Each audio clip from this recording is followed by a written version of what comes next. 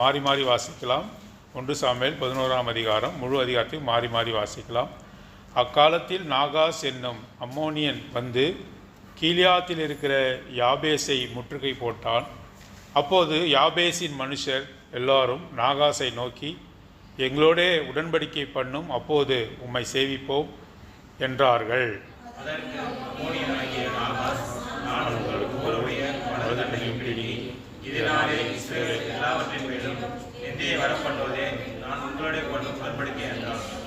அதற்கு யாபேசின் மூப்பர்கள், நாங்கள் இஸ்ரவேல் நாடெங்கும் ஸ்தானாதிபதிகளை அனுப்பும்படி 7 நாள் எங்களுக்கு தவணை கொடும். எங்களை ரட்சிப்பார் இல்லாவிட்டால் அப்பொழுது உம்மிடத்தில் வருவோம் என்றார்கள். சவுலின் ஊரானாகிய கிபியாவிலே வந்து ஜனங்கள் கேட்க அந்த செய்தியை சொன்னார்கள். அப்பொழுது இதோ சவுல் மாடுகளின் பின்னாலே வயலிலிருந்து வந்து ஜனங்கள் அழுகிற முகாந்திரம் என்ன என்று கேட்டான். யாபேசின் மனுஷர் சொல்லிய செய்திகளை அவனுக்கு தெரிவித்தார்கள். செய்திகளை கேட்டவுடனே தேவனுடைய ஓர் இணை மாட்டை பிடித்து துண்டித்து அதை ஸ்தானாதிபதிகள் கையிலே கொடுத்து இஸ்ரவேலின் நாடுகளுக்கெல்லாம் அனுப்பி, சவுலின் பின்னாலேயும் சாமுவேலின் பின்னாலேயும் புறப்படாதவன் எவனோ அவனுடைய மாடுகளுக்கு இப்படி செய்யப்படும் என்று சொல்லி அனுப்பினான். அப்பொழுது கர்த்தரால் உண்டான பயங்கரம் ஜனத்தின் மேல் வந்ததினால் ஒருமனப்பட்டு புறப்பட்டு வந்தார்கள். 3,00,000 பேர், 30,000 வந்த ஸ்தானாதிபதிகளை அவர்கள் நோக்கி, நாங்கள் வெயில் ஏறுவதற்கு முன்னே உங்கள் ரட்சிப்பு கிடைக்கும் என்று கீலியாத்தில் இருக்கிற யாபேசின் மனுஷருக்கு சொல்லுங்கள் என்றார்கள். ஸ்தானாதிபதிகள் வந்து யாபேசின் மனுஷரிடத்தில் அதை அறிவித்தார்கள். அதற்கு அவர்கள் சந்தோஷப்பட்டார்கள். இன்று யாபேசின் மனுஷன் அப்போது உங்கள் இஷ்டப்படி எல்லாம் செய்யுங்கள் என்றார்கள். மறுநாளிலே சவுல் ஜனங்களை 3 படையாக வகுத்து கிழக்கு வெளுத்து வரும் ஜாமத்தில் பாளையத்திற்குள் வந்து வெயில் ஏறும் வரைக்கும் அம்மோனியரை முறியடித்தான். தப்பினவர்களில் 2 பேராகிலும் சேர்ந்து ஓடிப்போகாதபடி எல்லாரும் சிதறி போனார்கள். இருக்கப் போகிறான் என்று சொன்னார்கள்.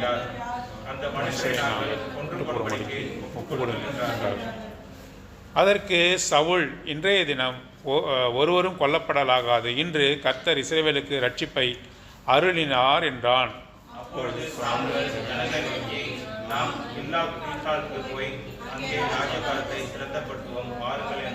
அப்படியே ஜனங்கள் எல்லாரும் கில்காலுக்கு போய் அவ்விடத்திலே கர்த்தருடைய சந்நிதியிலே சவுலை ராஜாவாக ஏற்படுத்தி அங்கே கர்த்தருடைய சந்நிதியில் சமாதான பலிகளை செலுத்தி அங்கே சவுலும் இஸ்ரவேல் மனுஷர் யாவரும் மிகவும் சந்தோஷம் கொண்டாடினார்கள். தேவன் தாமே இந்த வசனங்களை ஆசீர்வதித்து நம் அனைவரோடும் கூட பேசுவாராக. கவனமாக நீங்கள் கவனியுங்கள். இப்பொழுது எகிப்து தேசத்திலிருந்து புறப்பட்டு வந்த இஸ்ரவேல் ஜனங்கள் ஒரு நதியை கடந்து கானான் தேசத்துக்குள்ளாக போனார்கள். அந்த நதியின் பேர் என்ன? யோர்தான் நதி. யோர்தான் நதி. யோர்தான் நதியை கடந்தாக்கா இஸ்ரவேல் கானான் தேசத்துக்குள்ளாக அவர்கள் போக முடியும். ஆகவே வனாந்தரத்திலே வந்த ஜனங்கள் அங்கே அந்த யோர்தானை கடக்கு முன்பாக இந்த இஸ்ரவேல் அந்த கோத்திரம் என்று சொல்லக்கூடியவர்கள் 12 கோத்திரமாக பிரிக்கப்பட்டிருக்கிறார்கள் இல்லையா? இஸ்ரவேல் ஜனங்கள் 12 கோத்திரங்களாக பிரிக்கப்பட்டிருந்தார்கள். அதில் 3 கோத்திரம் மாத்திரம் நாங்கள் என்ன சொன்னாங்க, இந்த யோர்தான் நதியை நாங்கள் கடந்து வரல. 12 கோத்திரத்தில் 3 கோத்திரம் மாத்திரம் நாங்கள் இந்த யோர்தான் நதியை கடந்து வரல. நாங்கள் இந்த யோர்தான் நதிக்கு இந்த புறமே இருக்கிறோம், இந்த புறமே நாங்கள் இருக்கிறோம். மீதி இருக்கிற நீங்கள் அங்கே போயிருங்க, நாங்கள் இங்கேயே இருக்கிறோம் என்று சொன்னாங்க. அப்போ யோர்தானுக்கு இந்த புறம் ஆண்ட ராஜாக்கள்னா அம்மோனிய புத்திரர், பாஷா, ஓக் என்று சொல்லக்கூடிய ராஜாக்கள் அங்கே ஆண்டார்கள். அவர்களை தோற்கடித்தார்கள். இப்பொழுது யோர்தானை தாண்டி அந்த புறம் சென்றால் கானான் தேசம். இந்த கானான் தேசத்தை 12 கோத்திரத்திற்கும் அங்கே பிரித்து கொடுக்க வேண்டும். ஆனால் இந்த 3 கோத்திரம் என்ன செய்தது, யோர்தானை கடந்து போகாமல் நாங்கள் இங்கேயே இருக்கிறோம்னு சொன்னாங்க. அந்த 3 கோத்திரத்தின் பெயர் என்ன என்று சொன்னால் ரூபன், காத், பாதி மனாசே கோத்திரம். மனாசே கோத்திரத்து முழுவதுமாக போகலை, பாதி மனாசே கோத்திரம் இந்த பக்கமாகவே இருக்கிறோம்டாங்க. 3 கோத்திரம் மாத்திரம் யோர்தான் நதியை கடந்து போகலை. அந்த 3 கோத்திரத்தினுடைய பேர் என்ன? காத், ரூபன், மனாசேயில் பாதி கோத்திரம். அவங்க கடந்து போகலை. அவங்க இந்த யோர்தானுக்கு இந்த புறமே நாங்கள் தங்கி இருக்கிறோம்னு சொன்னாங்க.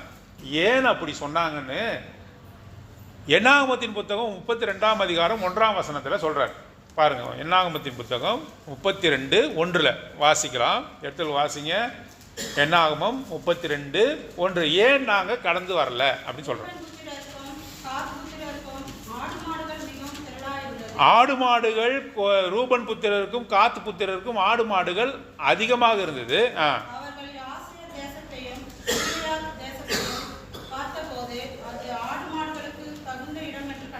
தகுந்த இடம் என்று கண்டார்கள். பாருங்க, இந்த யோர்தானுக்கு இந்த புறமே என்னது, மேய்ச்சலுக்கு அவங்களுக்கு அதிகமான ஆடு மாடுகள் இருந்ததுனால அதிகமான மேய்ச்சல் அங்கே கிடைச்சிது.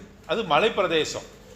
ஆகவே அவங்களுடைய ஆடு மாடுகளுக்கு நல்ல தீனி கிடைக்கும்னு சொல்லி இவர்கள் கானான் தேசத்துக்குள்ளாக பிரவேசிக்காம இங்கேயே இருந்து விட்டார்கள். மோசே அவர்களை வழிநடத்தி கொண்டு சென்றான். மோசே இடத்துல போய் இவங்க இந்த 3 ஜாதியரும் போய் சொல்றாங்க. என்ன சொல்றாங்க? நாங்கள் இந்த புறமே இருக்கிறோம். அந்த இடத்தின் பேர் யாபேஸ் கீலியாத் என்று நாம் வாசிக்கிறோம். 1 சாமுவேல் 11 வாசிக்கிறோம் இல்லையா? அக்காலத்திலே நாகாஸ் என்னும் அம்மோனியன் கீலியாத்தில் இருக்கிற யாபேஸ். கீலியாத் என்பது டிஸ்ட்ரிக்ட். கிலியட் என்று ஆங்கிலத்தில் வாசிக்கிறோம். கிலியட்னா ஒரு டிஸ்ட்ரிக்ட். அதில் ஒரு ஊர் பேர் யாபேஸ். அந்த ஊரில் இருந்த மனிதர்கள் பேர் யாபேஸின் மனுஷர் என்று போடப்பட்டிருக்கு. ஆகவே கீலியாத்தை அவர்கள் தெரிந்து கொண்டார்கள். இந்த 3 அந்த ஜாதியாரும் இந்த கீலியாத்தை தெரிந்து கொண்டார்கள். அங்கே நாங்கள் இருக்கிறோம் என்று சொன்னார்கள். மோசேக்கு கடுங்கோபம் வந்தது. ஏன் வந்தது? நாம் கானான் தேசத்தில் தானே போய் வாழணும். நீங்கள் உங்களுடைய ஆடு மாடுகளை பார்த்து இங்கே அதிகமான புட்கள் இருக்கிறது, எங்களுடைய மேய்ச்சலுக்கு நல்ல இடம் என்று சொல்லி தெரிந்து கொண்டீர்கள்னு கோபம் வருது. அப்போ அவங்க சொல்கிறாங்க, நீங்கள் அந்த ஆற்றை கடந்து போய் கானான் தேசத்தில் நீங்கள் சேர்ந்தாலும் கூட நாங்கள் உங்களை கைவிட மாட்டோம். ஏன்? ஒருவேளை யாராவது உங்களை தாக்க வந்தாங்கனாக்கா நாங்கள் இந்த ஆற்றை தாண்டி நாங்கள் கை கொடுப்போம்னு சொல்கிறாங்க. மீதி இருக்கிற இந்த கோத்திரத்தின் புத்திரர்கள் யாராவது தாக்க வந்தாங்கனாக்கா நாங்கள் அவங்களுக்கு கை கொடுப்போம், நாங்கள் இங்கே இருந்தாலும் கூட உங்களோட சகோதரர் தான் என்று சொல்லி மோசேவை கன்வின்ஸ் செய்தார்கள். ஆனால் அது தேவனுடைய திட்டம் இல்லை. ஆனால் இவர்கள் தங்களுடைய மனுஷனுடைய புத்தியினாலே தோன்றின காரியத்தை வைத்து யோர்தானுக்கு இந்த புறமே நாங்கள் இருக்கிறோம், கானான் தேசத்துக்கு நாங்கள் வரலை, எங்களோட ஆடு மாடுக்கு நல்ல விளைச்சல் இருக்கிறது என்று சொல்லி தங்கினார்கள். பாருங்க, நம்மளுடைய பார்வைக்கு தக்கதாக, நம்முடைய சிந்தனைக்கு தக்கதாக, நம்முடைய மூளை அறிவுக்கு தக்கதாக முடிவெடுக்கிற காரியங்கள் பின்னாட்களிலே அது மிகுந்த கஷ்டத்தை கொண்டு வரும். பிசாசானவன் நம்மை தாக்கும்படியான காரியத்தை செய்யும். நம்முடைய வாழ்க்கையிலே நாம் எடுக்கிற முடிவு கர்த்தரை சார்ந்து இருக்கணும். கர்த்தர் உனக்குன்று ஒரு திட்டம் வைத்திருக்கிறார். God has a very good plan, a plan to prosper you. உன்னை செழுமையாக்கும்படியாக, உன்னை வர்த்திக்க பண்ணும்படியாக உனக்கென்று ஒரு திட்டம் வைத்திருக்கிறார். அந்த திட்டத்தை குலைத்து போடும் விதமாக உன்னுடைய கண்களுக்கு எது நல்லா இருக்குதோ அதை தெரிந்து கொண்டால் ஆபத்து வரும். இதை படிக்கும்போது ஒரு மனுஷனை பற்றி நம்ம ஞாபகம் வருது. யாரு? தன் கண்களுக்கு நலமானதை தெரிந்து கொண்டான். யார் அவன்? லோத்து. ஆபிரகாம் லோத்து. சோதோம் குமாராவை அவன் தெரிந்து கொண்டான். சோதோம் குமாராவை தெரிந்து கொண்டு அங்கே போனான். தன் கண்களை ஏறெடுத்து பார்த்தான், அது செழுமையாக இருந்தது. ஆகவே அவன் சோதோம் குமாராவை தேர்ந்தெடுத்து போனான். ஆகவே அவன் போனான், அங்கே இருந்தான். அப்பொழுது அவனுக்கு கேடு உண்டானது, அந்த நகரமானது அழிந்து போனது. ஆகவே இவர்களும் கூட இந்த காத்து புத்திரர், இந்த ரூபன் புத்திரர், மனாசேவிலே பாதி கோத்திரம், நாங்கள் யோர்தானை தாண்டி கானானுக்கு நாங்கள் வரவில்லை, நாங்கள் இங்கே இருக்கிறோம். ஏனென்றால் எங்களுக்கு திரளான ஆடு மாடுகள் இருக்கிறது. அந்த மாடுகளுக்கு ஆடுகளுக்கு தகுந்த புற்கள், அந்த ஆடுகளுக்கு தகுந்த உணவுகள் இங்கே இருக்கிறது, நாங்கள் இங்கேயே இருக்கிறோம் என்று சொல்லி மலைப்பிரதேசத்தை தெரிந்து கொண்டார்கள். அது அவர்களுடைய இடமல்ல, அம்மோனிய புத்திரருடையது. அவர்கள் தோற்கடிக்கப்பட்டார்கள், இருந்தபொழுதும் இவர்கள் நாங்கள் இங்கே தங்கி கொள்கிறோம் என்று சொல்கிறார்கள். இப்போ மீதி கோத்திரம் மாத்திரம் அந்த கானான் தேசத்தை அவர் சுதந்திரித்து கொண்டால் இவர் இங்கே இருக்கிறார். அப்பொழுது அம்மோன் புத்திரிலே ஒரு ராஜா எழும்புகிறான். அதைத்தான் 1 சாமுவேல் 11ஆம் அதிகாரத்திலே வாசிக்கிறோம். அவனுடைய பெயர் நாகாஸ். நாகாஸ் என்றால் சர்பண்ட், பாம்புன்னு அர்த்தம். தமிழில் கூட நாகம் என்ன பாம்பு தானே அர்த்தம். இங்கே நாகாஸ்ன்னு போடப்பட்டிருக்கு. ஆங்கிலத்தில் அது சொல்கிறாங்க நாகாஸ் என்றால் சர்பண்ட்னு என்ற அர்த்தம். அவன் விஷத்தன்மை உடையவன். அவன் அம்மோனிய புத்திரன், அம்மோனிய ராஜா. அவன் என்ன செய்கிறான், இந்த யாபேஸ் கிலியாத் மனுஷர் என்று சொன்னால் யார் அவங்க? யாபேஸ் கிலியாத் மனுஷர் என்று சொன்னால் இந்த 3 கோத்திரம் தான். அவர்கள் அந்த ஊராக மாறிவிட்டார்களா? அதிகமான நாட்களாக ஆக அந்த ஊரை சேர்ந்தவர்களாக மாறிவிட்டார்கள். அவன் ஊர் பேரை வச்சு இவன் பாண்டிச்சேரிக்காரன் அப்படின்னு சொல்கிறோம்ல, இவன் சென்னைக்காரன், இவன் கோயம்புத்தூர்காரன் சொல்கிறோம்ல. இவர்கள் தங்களுடைய ரூட்டை மறந்து, வேர்களை மறந்து இவர்கள் எப்படியே அந்த யாபேஸ் கிலியாத் ஊராராக மாறி போனார்கள். அம்மோன் ராஜா இவர்களை தெரிந்து கொண்டு வந்து அவர்கள் மீது முற்றுகை போடுகிறான். அவனுக்கு நாகம் என்று பெயர், நாகாஸ் என்பது அவனுடைய பெயர். அவன் வந்து முற்றுகை போட்டு சொல்கிறான், உங்களை எல்லாத்தையும் காலி பண்ண போகிறேன்னு சொல்கிறான். பயப்படுறாங்க 3 கோத்திரத்தாரும், அவர்கள் பயப்படுறாங்க. உங்களை எல்லாரும் காலி பண்ண போகிறேன்னா உடனே இவங்க என்ன தெரியுமா செய்கிறாங்க, ஆண்டவரை தேடலை. என்ன செஞ்சுருக்கணும் இவங்க? ஆண்டவரை தேடலை. ஏன் ஆண்டவரை தேடலைன்னா இவங்களுக்கும் மற்ற கோத்திரத்தாருக்கும் பிணைப்பு இல்லை, நெருக்கம் இல்லை. அதனால் என்ன தனித்து வாழும்பொழுது ஆண்டவரை தேட வேண்டும் என்ற எண்ணம் இருக்காது.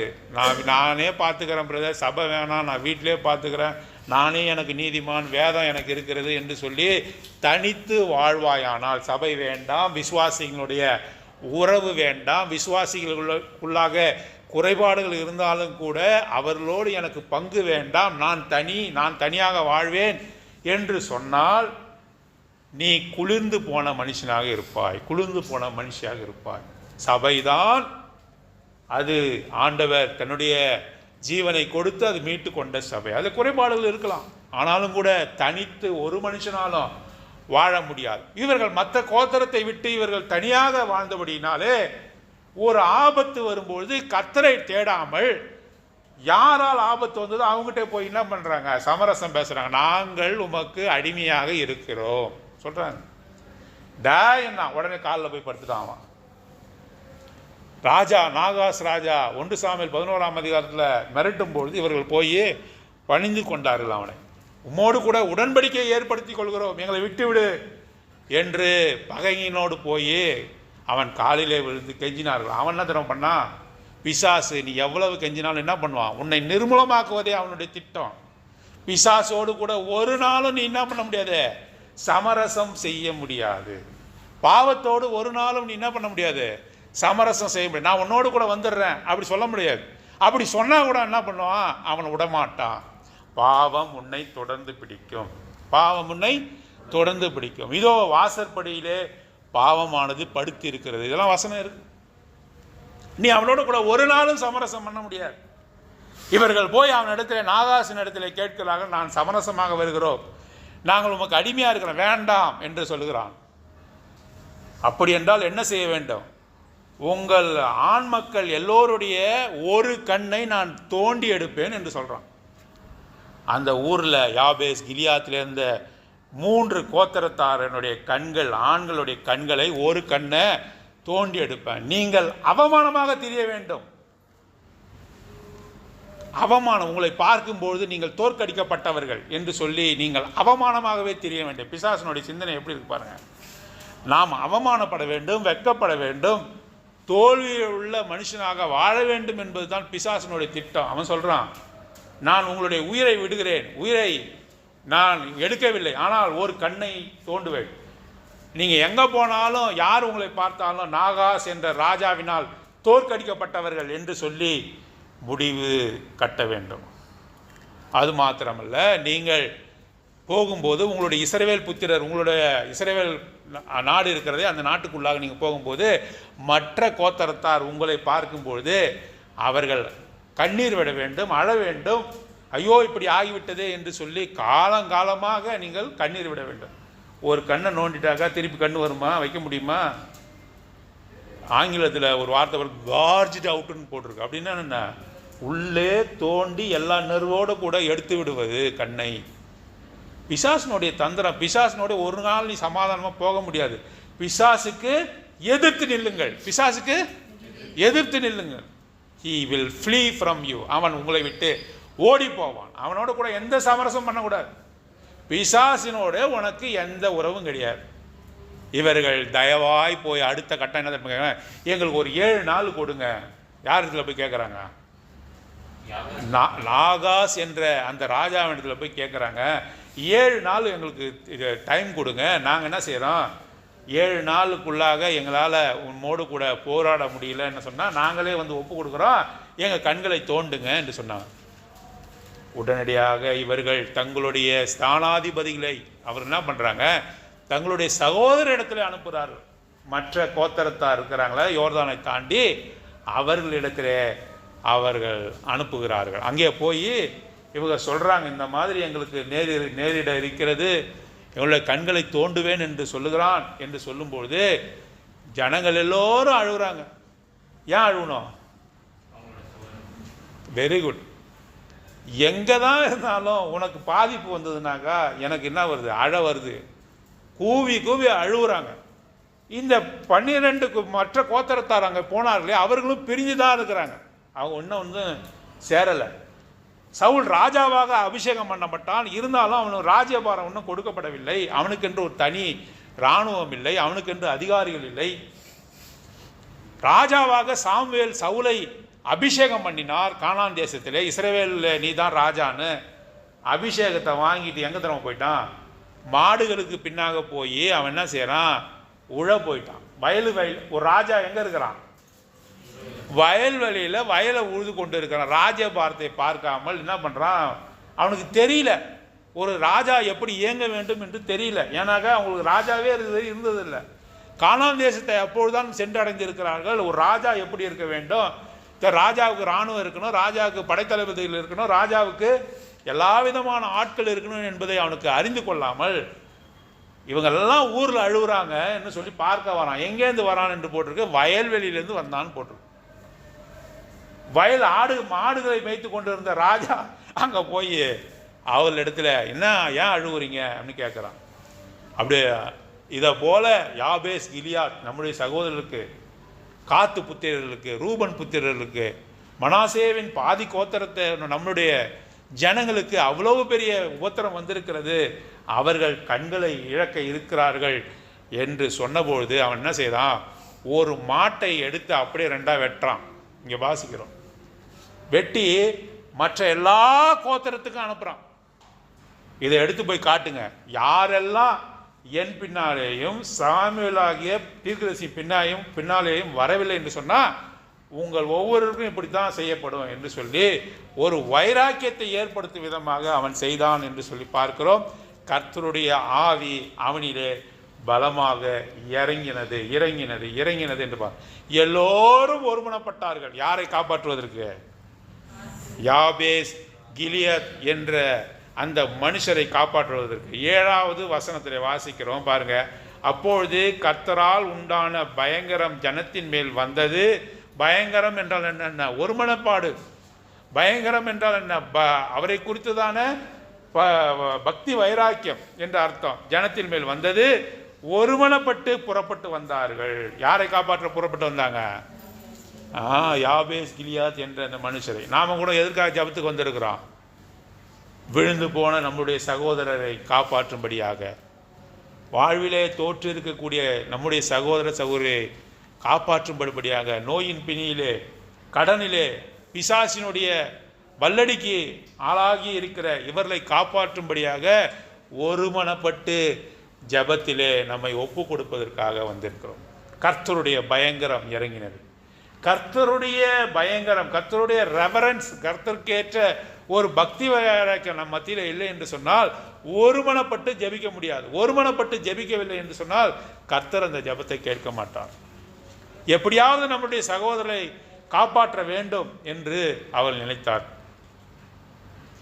சரி, ஒரு காரியத்தை நீங்கள் யோசித்து பாருங்கள். இவர்கள் 7 நாள் டைம் கேட்குறாங்க நாகாஸ் இடத்துல. நாகாஸ் சொல்கிறான் போய் பாருங்கன்னு சொல்கிறான். ஏன் அவன் அனுப்பணும்? உடனடியாக அவங்களை கொல்லாமல் ஏன் உங்களுடைய 7 நாள் உங்களுக்கு டைம் தரேன் என்று சொல்கிறான். 7 நாள் உங்களுக்கு நேரம் ஒதுக்கி தரேன்னு சொல்கிறான். ஏனென்றால் இவர்கள் போய் தங்களுடைய சகோதரர்கிட்ட சொல்லும்போது அவனுக்கு நாகாஸுக்கு தெரியும் அவர்கள் ஒருமனப்பட்டு இல்லை. மற்ற கோத்தரத்தாருக்கு ராஜா கிடையாது. அம்மோனுடைய புத்திரர்களுடைய ராஜா நாகாஸ். இவர்கள் எந்த ராஜாவின் கீழ் வருவார்கள்? ராஜா தான் இல்லையே. இவனுடைய எந்த தைரியத்தில் உள்ள ஒரு வாரம் எடுத்துங்க, டைம் எடுத்துங்கன்னு விடுறான். அவர்களுக்கென்று ராஜா இல்லை. ரெண்டாவது, இவர்கள் போய் அங்கே என்ன பண்ணுவாங்கனாக்கா அழுது புலம்புவார்கள், அவமானப்படட்டும்னு விடுறான். அவமானப்படட்டும். முதல்ல ராஜா கிடையாது, அவர்கள் ஒற்றுமையாக வர முடியாது, ஒன்று சேர்ந்து திரண்டு வர முடியாது, அவர்களுக்கென்று இராணுவம் இல்லை, அவர்கள் ஒன்று சேர்க்க முடியாது. இரண்டாவதாக இவர்கள் போய் அழுது புலம்பி இந்த மாதிரி என் கண்ணை நோண்ட போகிறான்னாக்கா அவங்க என்ன பண்ண முடியும்? அழுவாங்க. அதை ரசிக்கிறான். பிசாசினுடைய சிந்தனை நாகாசுக்கு எப்படி இருக்குது பாருங்கள். அதே தான் பிசாசு நம் மீதும் இருக்குது. நாம் அவமானப்பட வேண்டும், நம் குடும்பத்தில் நாம் அவமானப்பட வேண்டும், நம் சொந்தக்கார மத்தியில் நாம் அவமானப்பட வேண்டும். சில காரியங்களை அனுப்பி அவன் சந்தோஷமாக இருக்கிறான். பிசாசு எப்படி சந்தோஷமாக இருப்பான்? நாம் அவமானப்பட அவனுக்கு சந்தோஷம் வரும். ஆனால் ஆண்டவர் நம்மை ஒரு நாளும் அவமானப்பட வேண்டும். ஒரு நாளும் அவர் என்ன பண்ண மாட்டார்?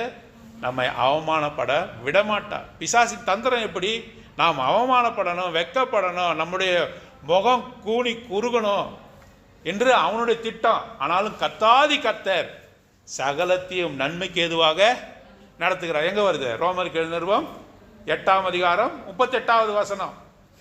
ஆகவே கர்த்தரை நேசிக்கிறவர்களுக்கு சகலவும் நன்மைக்கு ஏதுவான காரியமாய் நடக்கிறது என்று பார்க்கிறோம். நாகாஸ் இவர்கள் அவமானப்பட வேண்டும் என்று சொல்லி அவன் செய்தான்.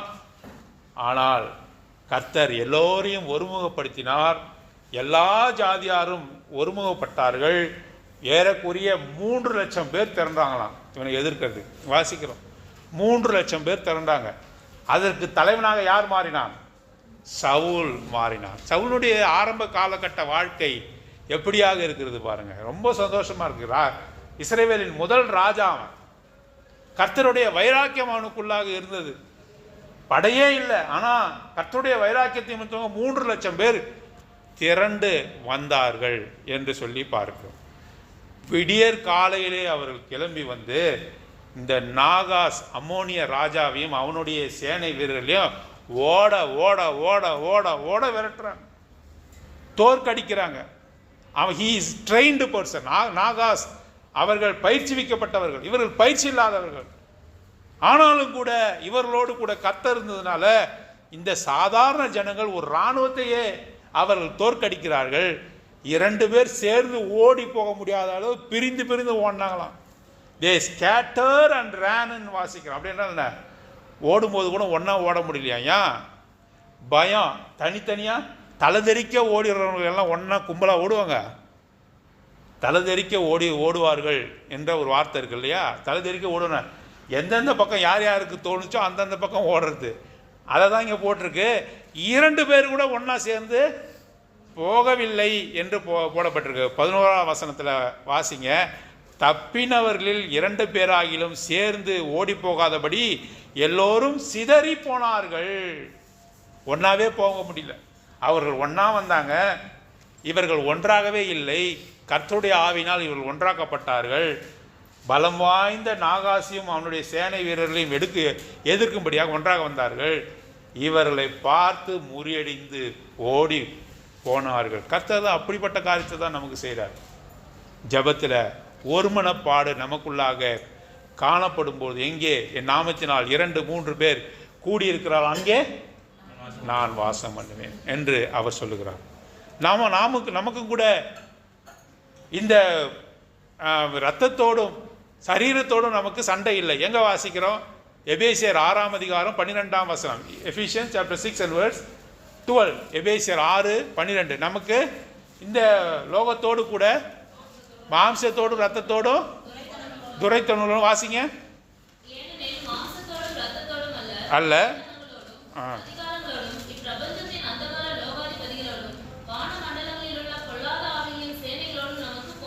நமக்கு ஒரு போராட்டம் இருக்கிறது. இங்கே இஸ்ரவேல் ஜனங்கள் எப்படி போராடினார்களோ நமக்கு ஒரு போராட்டம் இருக்குது.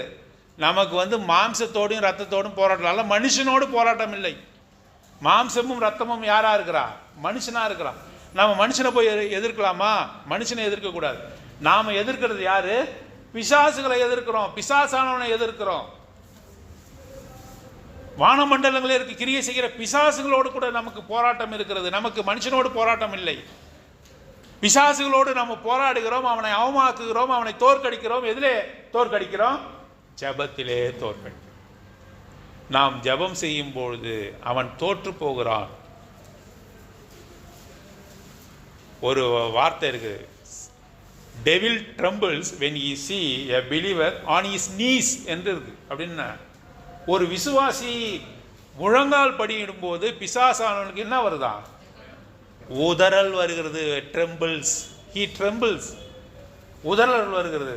எப்போ நீ ஆயுதத்தெல்லாம் எடுத்துன்னு அவன்கிட்ட போனாக்கா அவனுக்கு அதை விட பெரிய ஆயுதம் எடுத்துன்னு வருவான். உன்னுடைய மூல அறிவினால் அவனை தோக்கடிக்கலான்னு போனாக்கா உன்னை விடவும் திறமையானவன் போடப்பட்டிருக்கு.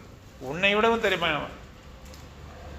அவனை எப்போ தோற்கடிக்க முடியும்? எப்பெல்லாம் நீ முழங்கால் படிக்கிறியோ அப்பெல்லாம் அவன் என்ன பண்ணுறான்? நடுங்கிறான், பயப்படுறான், தான் ஒன்றுமில்லை. ஏனென்றால் நாம் முழங்கால் படியிடும் போது கர்த்தாதி கர்த்தரே நம் பக்கமாக வந்து நிற்கிறார்.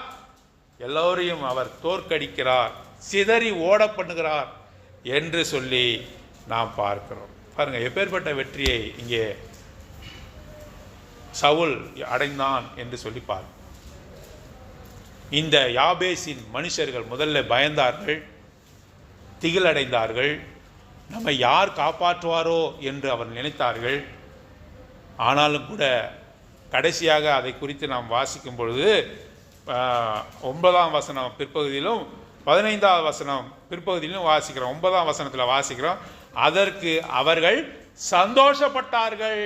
அதற்கு அவர்கள் சந்தோஷப்பட்டார்கள். 15ஆவது வசனத்தில் பாருங்க, அங்கே கர்த்தருடைய சந்நிதியிலே சமாதான பலிகளை செலுத்தி அங்கே சவுலும் இஸ்ரவேல் மனுஷர் யாவரும் மிகவும் சந்தோஷம் கொண்டாடினார். They celebrate with joy. They celebrate with happiness. அவங்களுடைய இருதயம் பொங்கி பொங்கி வழிந்தது. இந்த அதிகாரத்தை தொடங்கும் பொழுது பயம் அவர்களை கவி கொண்டிருந்தது. 1 சாமுவேல் 11ஆம் அதிகாரத்தில் நாம் வாசிக்கிறோம், பயந்தார்கள், தங்களுடைய ஜீவன் எப்படிப்பட்டதாகுமோ என்று அவநம்பிக்கையாக இருந்தார்கள்.